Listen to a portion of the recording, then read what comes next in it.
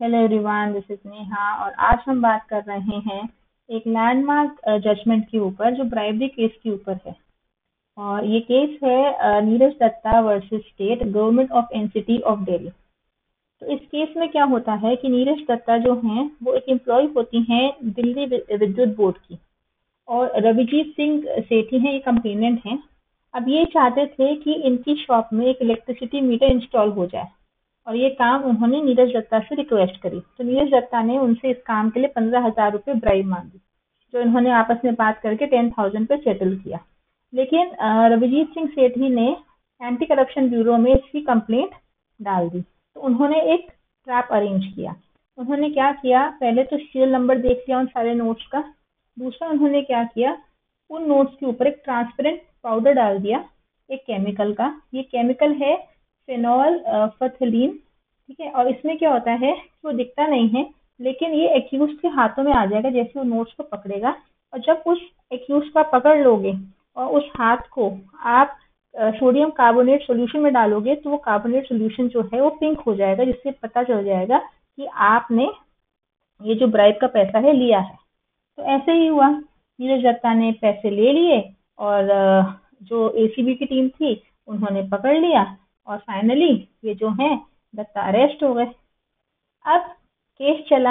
अब जैसे कि मैंने आपको पहली वीडियो में बताया कि अगर सेंट्रल गवर्नमेंट के एम्प्लॉय हैं, स्टेट गवर्नमेंट के एम्प्लॉय हैं, मिनिस्टर्स हैं, तो इन सबको इतनी आसानी से आप नहीं पकड़ सकते। बहुत सारे अप्रूवल, बहुत सारे सैंक्शंस लगते हैं। तो ये केस चलते चलते बहुत टाइम ले गया, और ट्रायल कोर्ट में फिर फैसला हुआ कि हाँ भी नीरज दत्ता जो है वो गिल्टी है अंडर सेक्शन 7, जहाँ पर उन्होंने लीगल रेमुनरेशन के ऊपर ब्राइब लिया है, और सेक्शन 13(1)(d) के तहत क्रिमिनल मिसकंडक्ट किया है। तो नीरज दत्ता ने अपील करी दिल्ली हाई कोर्ट में। वहां पर भी उन्होंने कहा कि हाँ भाई नीरज दत्ता जो है वो गिल्टी है। तो उन्होंने सुप्रीम कोर्ट में अपील करी। तो सुप्रीम कोर्ट में बहुत ही बहस हो गई अलग अलग चीजों के ऊपर, और उन्होंने बोला कि प्रूफ ऑफ डिमांड जो है ये बहुत इंपॉर्टेंट होता है। इसके लिए दो केसेस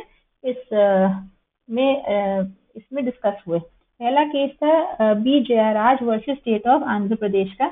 इसमें जो जयराज होते हैं एक पब्लिक सर्वेंट होते हैं, विलेज एडमिनिस्ट्रेटिव ऑफिसर होते हैं, और जो कंप्लेनेंट होता है उसने एक्चुअली इनसे डिमांड किया होता है सर्टिफिकेट ऑफ रेजिडेंस या इनकम, ठीक है। ब्राइब जो डिसाइड होती है वो होती है 100 रुपए, और 100 रुपए पर फिर ये कंप्लेंट करते हैं एंटी करप्शन ब्यूरो में। और एंटी करप्शन ब्यूरो वही ट्रैप बिछाती है, वही टेस्ट का फिनोल्फेथलीन का, ठीक है। ये सब पाउडर वगैरह डाला जाता है नोट्स पर। लेकिन ब्राइब जो है वो जयराज ना लेकर उनका असिस्टेंट आता है जो लेता है। तो पकड़ा जो जाता है असिस्टेंट जाता है। हालांकि असिस्टेंट पहले बोलता है कि भाई मैंने जयराज के कहने पे ली थी ब्राइब, ठीक है, और उस बेसिस पे जयराज को अरेस्ट भी किया जाता है। लेकिन प्रूफ नहीं हो पाता, क्योंकि पहले तो कंप्लेनेंट मुकर जाता है। देखिए, समझने की बात यहाँ पर क्या है कि केस बहुत लंबे चलते हैं ये वाले ब्राइब वाले। तो कंप्लेनेंट मुकर जाता है, वो बैकआउट हो जाता है, जो जयराज है वो भी नहीं मानता। तो जो प्रूफ है, जो डायरेक्ट एविडेंस है, कुछ नहीं मिलता, तो कोर्ट जयराज को कन्विक्ट नहीं मानता, ठीक है। पहले एक तो ये जजमेंट डिस्कस हुई इस केस में। दूसरी जजमेंट जो डिस्कस हुई वो हुई Narasinga Rao versus state of Andhra Pradesh की। इसमें जो नरसिंगा होते हैं पब्लिक सर्वेंट होते हैं रेवेन्यू ऑफिस में, और जो एक विलेजर होता है उसको टाइटल डी चाहिए होती है, और पट्टेदार पासबुक चाहिए होती है, जो कि लैंडशिप ओनरशिप के लिए चाहिए होता है उनको। तो यहाँ पे जो ब्राइब की डिमांड की जाती है वो 500 रुपये की जाती है। 3 टेस्ट कंडक्ट किया जाता है जब एंटी करप्शन ब्यूरो को बताया जाता है। अब यहाँ पर नरसिंगा ही ब्राइब लेता है, उसी के पास नोट्स मिलते हैं, उसी की जेब से मिलते हैं। जब टेस्ट किया जाता है तो टेस्ट प्रूफ पॉजिटिव भी आ जाता है। तो अब क्या है बाद में, लेकिन जो कंप्लेनेंट है, जो डायरेक्ट एविडेंस है, यानी जो कंप्लेनेंट है वो हॉस्टाइल हो जाता है, वो मना कर देता है बयान देने से। लेकिन कोर्ट सर्कमस्टांशियल एविडेंस की बेसिस पर नरसिंगा को सजा दिलवाते हैं, ठीक है। इस केस में ये होता है।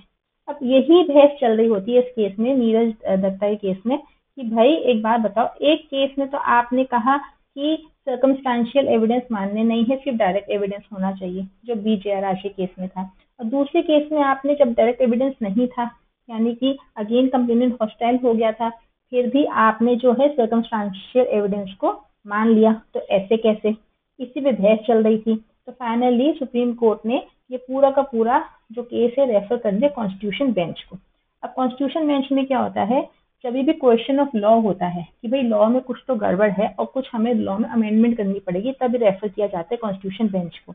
और कॉन्स्टिट्यूशन बेंच में कम से कम मिनिमम पांच आपके सुप्रीम कोर्ट के दिग्गज एडवोकेट बिठाए जाते हैं जो इस पर चर्चा करते हैं।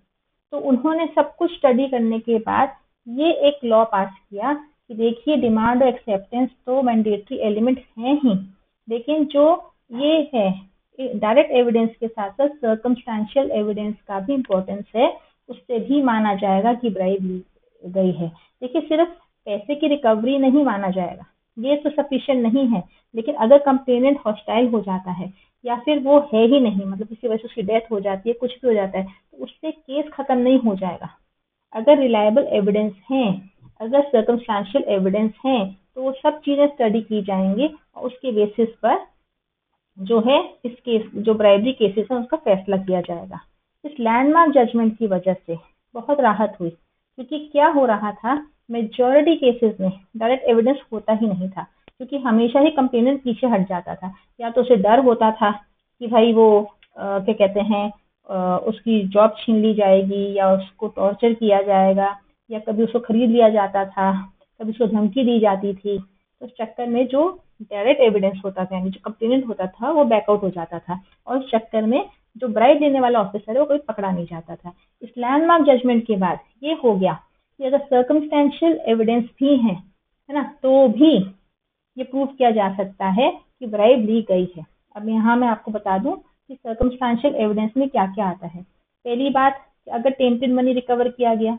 दूसरी बात, उस पर जो टेस्ट किया गया वो पॉजिटिव निकला। तीसरी बात कि जब ये सब कुछ हो रहा था तो जो पंच विटनेस थे जिन्होंने टेस्टिमनी दी अपनी, उनकी टेस्टिमनी, फिर जब इसने कंप्लेंट करी कंप्लेनेंट ने पहली बार, तो उसने जो रिटर्न कंप्लेंट की गई थी एंटी करप्शन ब्यूरो, उसका प्रूफ, फिर वो जो ऑफिसर जिसने सारा का सारा ट्रैप कंडक्ट किया था उसकी स्टेटमेंट, ठीक है। फिर जब पंचनामा हो रहा था चीजों का, जब सब कुछ हो रहा था, उसमें जो रिकॉर्डिंग्स वगैरह हो रही थी, जो स्टेटमेंट्स वगैरह लिखी जा रही थी, जिन पे साइन कराए गए थे, वो सारी चीजें, फिर फॉरेंसिक रिपोर्ट कि एक्यूज के फिंगरप्रिंट्स हैं उन नोट्स के ऊपर, वो वाली पूरी रिपोर्ट, फिर उस एक्यूज का कंडक्ट कैसा था, वो सब कुछ, ये सारे सर्कमस्टेंशियल एविडेंस सब कोर्ट देखेगा।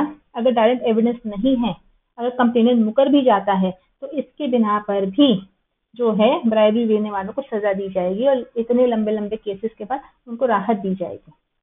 तो ये एक लैंडमार्क केस था। Thank you.